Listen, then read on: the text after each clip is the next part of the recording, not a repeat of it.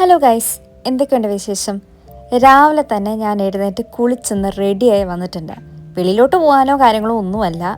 ഇന്നലെ എനിക്ക് ഡ്യൂട്ടി ഉണ്ടായിരുന്നു. കഴിഞ്ഞ 2 ദിവസം എനിക്ക് ഡ്യൂട്ടി ആയിരുന്നു. ഇന്ന് മാത്രമേ എനിക്ക് ഓഫ്, പിന്നെ 2 ദിവസം എനിക്ക് ഡ്യൂട്ടിയാണ്. അപ്പം 4 ദിവസം ഡ്യൂട്ടിയുടെ ഇടയ്ക്കുള്ളൊരു ഓഫ് ഡേ ആണ് ഞാൻ ഇന്ന് കാണിക്കാനായിട്ട് പോകുന്നത്. അങ്ങനെ എഴുന്നേറ്റ് കുളിച്ചൊക്കെ കഴിഞ്ഞ് കേർട്ടനൊക്കെ ഒന്ന് ഓപ്പൺ ആക്കി, പിന്നെ വാഷ് ചെയ്തിട്ടുള്ള ഡിഷസ് എല്ലാം എടുത്തു വെച്ചു. ഇനിയിപ്പോൾ തുണിയൊക്കെ വാഷ് ചെയ്യാനായിട്ടുണ്ട്. അതൊക്കെ ഇവിടെ നിൽക്കട്ടെ, നമുക്കപ്പോൾ ഇൻട്രോ പറഞ്ഞ് അങ്ങോട്ട് തുടങ്ങിയാലോ. അപ്പോൾ welcome to daily diaries of J and S.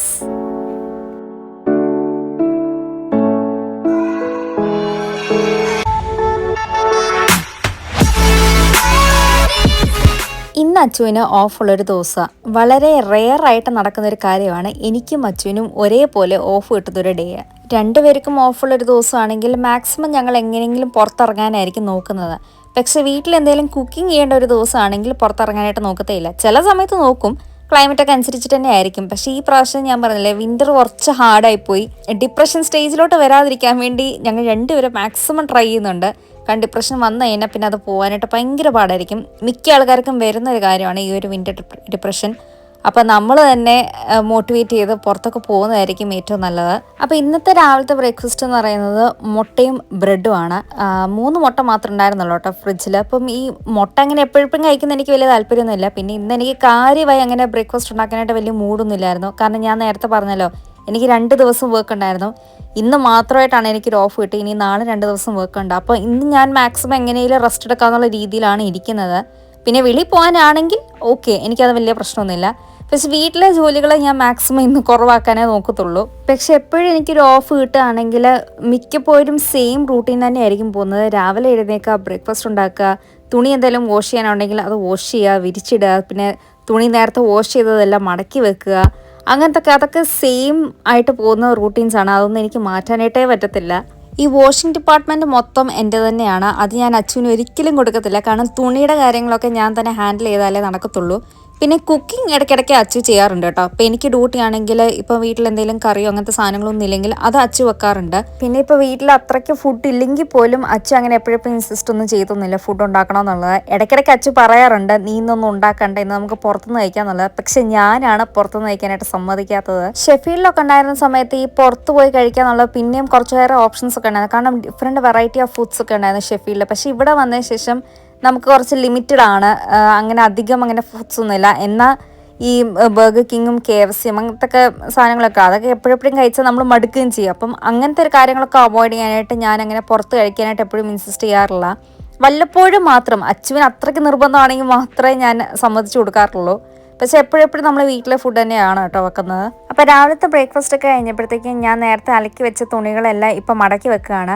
അപ്പോൾ ഈ പുറത്തൊക്കെ ഇടുന്ന തുണികളെല്ലാം ഞാൻ ഹാങ്കറിലാണ് കേട്ടോ ഹാങ് ചെയ്ത് വെക്കുന്നത്. അത് ഞാൻ മടക്കി വെക്കാറില്ല.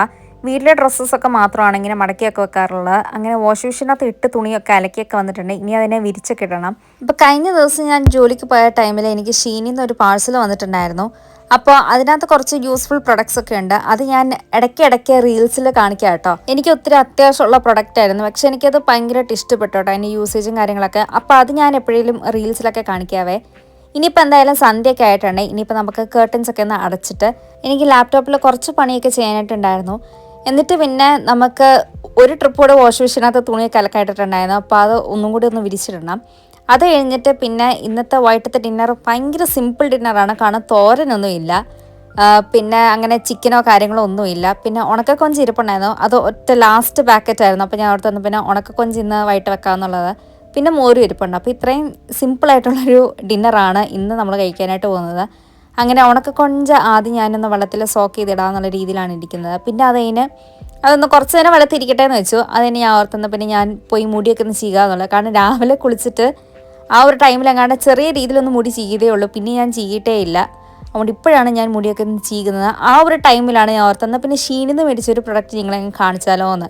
അപ്പം ഞാൻ ഉപയോഗിച്ച ആ ഒരു ഹെയർ ബ്രഷ് നിങ്ങൾ കണ്ടല്ലോ, അതിനകത്ത് ഈ മുടി ഇങ്ങനെ ടാങ്കിൾഡായി കിടക്കുകയാണ്. അപ്പോൾ ആ ടാങ്കിൾഡ് ആയിട്ടുള്ള മുടികളെല്ലാം കളയാനായിട്ടുള്ളൊരു സൂത്രമാണ് ഈ ഒരു സാധനം. ഇതിൻ്റെ പേര് എനിക്കറിയത്തില്ല.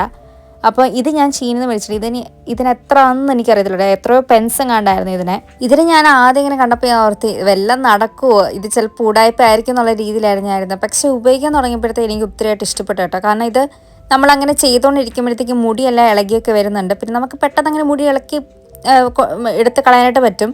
എന്നാൽ കുറച്ച് ക്ഷമയൊക്കെ വേണ്ട ഒരു സാധനം കൂടെ ആണ് കേട്ടോ.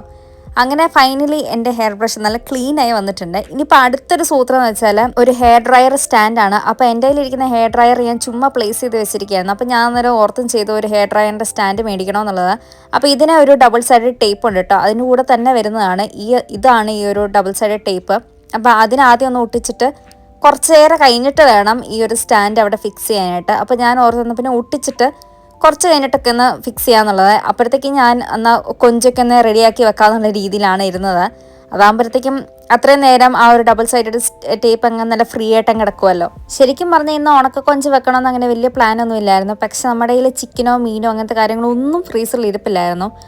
എന്നാൽ പിന്നെ ഉണക്ക കൊഞ്ച് ഉണ്ടാക്കാന്നുള്ള രീതിയിലാണ് അതെടുത്തത്. കാരണം എനിക്ക് ഈ ലാസ്റ്റ് പാക്കറ്റ് ആയതുകൊണ്ട് ഞാൻ അവിടുത്തെ കുറച്ചേറെ മാസം ഇനി വെക്കാമെന്നുള്ള രീതിയിലായിരുന്നു ഞാൻ പ്ലാനൊക്കെ ചെയ്തിരുന്നത്. പക്ഷേ അതൊന്നും നടന്നില്ല. അപ്പോൾ ഉണക്ക കൊഞ്ച് ഞാൻ എപ്പോഴും വെറൈറ്റി രീതിയിലായിരിക്കും ഉണ്ടാക്കുന്നത്. അപ്പം ഈ പ്രാവശ്യം ഞാൻ ഉണ്ടാക്കുന്നത് ആദ്യം ഒരു പാനൊക്കെ ചൂടായി അതിനകത്ത് ഓയിലൊക്കെ ഒഴിച്ചിട്ട് പിന്നെ ഓൾ പർപ്പസ് സീസണിങ്ങും ഇറ്റാലിയൻ സീസണിങ്ങും മാത്രമാണ് ഞാൻ അതിനകത്ത് ഇടുന്നത്. ഉപ്പും കാര്യങ്ങളൊന്നും ഇതിനകത്ത് ഇടേണ്ട ആവശ്യമില്ല. കാരണം ഓൾ പർപ്പസ് സീസണിങ് ഇട്ടല്ലോ. എന്നിട്ട് പിന്നെ ഒന്ന് ഇളക്കിയൊക്കെ കഴിഞ്ഞാൽ അത് പിന്നെ പതുക്കെ അങ്ങോട്ട് റെഡിയാകും. അന്നേരം ഞാൻ ഓർത്തുന്ന പിന്നെ ഒരു പപ്പടം കൂടി അങ്ങ് കാച്ചിയാലോ എന്ന്. അപ്പോൾ നമ്മുടെ കയ്യിൽ പപ്പടം ഇരിപ്പുണ്ടായിരുന്നു. അങ്ങനെ ഇത് പക്ഷേ നാട്ടിൽ നിന്ന് മേടിച്ച പപ്പടമല്ല കേട്ടോ, ഇത് ഇവിടുത്തെ ഇന്ത്യൻ സ്റ്റോറിൽ നിന്ന് മേടിച്ച പപ്പടമാണ്. അപ്പോൾ അതിന് ഞാൻ ഒരു ബൗളിനകത്ത് 2 മിനിറ്റ് മൈക്രോ ഓവനിൽ വെച്ച് കഴിഞ്ഞാൽ പപ്പടം റെഡിയാവും. അപ്പോൾ യൂഷ്വലി ഞാൻ ഇത് തന്നെയാണ് ചെയ്യുന്നത്. എളുപ്പപ്പണിയാണല്ലോ. അപ്പോൾ എണ്ണയൊന്നും വേണ്ടല്ലോ, എണ്ണ അത്രയും നമുക്ക് ലാഭിക്കാൻ ചെയ്യാം. അങ്ങനെ നമ്മുടെ ഡിന്നറൊക്കെ സെറ്റ് ആയിട്ടുണ്ട്. ഇന്നത്തെ കുഞ്ഞു വ്ളോഗ് ഞാനിവിടെ എൻഡ് ചെയ്യാനായിട്ട് പോവാണ്. അപ്പോൾ നാളെ ഞാൻ വേറൊരു വ്ളോഗുമായിട്ട് വരുന്നതായിരിക്കും. Till then this is daily diaries of ജയന്റെ സൈനിങ് ഓഫ്.